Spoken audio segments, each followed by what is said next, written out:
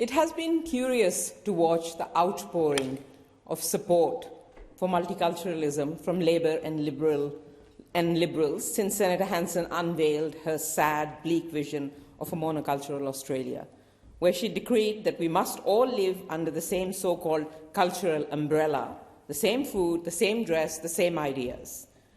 This is the iconic Paul Hogan's assessment of Senator Hanson, and I quote, "She's a pelican, yea, outrageous, so racist. It sounds very much like the stupid buffhead over here, Trump. I knew there was a reason I loved Crocodile Dundee." The fact is, nothing that comes from her surprises me. One Nation has been pulling the same racist con job for the last 30 years. Around the time I came into this parliament, Senator Hanson was publicly describing my religion as a disease we need to be vaccinated against. So I'm not surprised when she descends further down the pole of human decency to farm outrage and generate clickbait. But here is the part that should really sting. Labour and the Liberals don't get to pat themselves on the back. The reality is their vision of multiculturalism leaves a lot to be desired. If Pauline Hanson's monoculture is a nightmare, then the Labour and Liberals version is no dream either. It's still assimilation, just with more colourful clothes and better garam masala, and a few more brown and black people in Parliament. They still reduce multicultural communities to observers in the political process, where we are to be seen and not heard, where we are the cause of every problem in this society. Too successful, taking too many jobs. Not successful enough, sitting on welfare.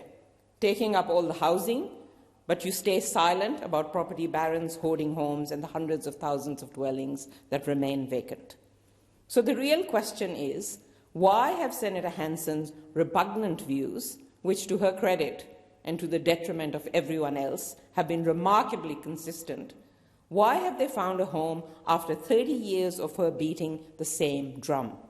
Sure, we can point to the bot farms pumping out ridiculous AI-generated One Nation slop. We could point to the billionaire patronage of people like Gina Reinhardt, who told a summit recently that we should hand over free land in Queensland to Israeli weapons manufacturers to build their child-killing drones. But the deeper reason is this. Successive governments, Labour and Liberal, have made our place, a migrant's place in Australia, conditional.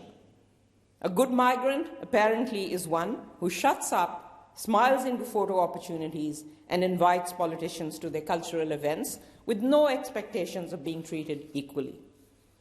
I know this makes those believers in fairy tale land over here uncomfortable, but let's look at the evidence. This Labour government has decided that international students will be the scapegoat for the housing crisis that they did not cause. You have passed some of the most draconian anti-refugee and anti-migrant laws in this country's history, worse even than John Howard's laws. You gaslight communities of colour, which oppose genocide, and they oppose their homelands being bombed, their families being killed by your ally Israel. You put 10-year-old First Nations kids behind bars without any qualms. You refuse to even respond to the National Anti-Racism Framework, let alone implement it.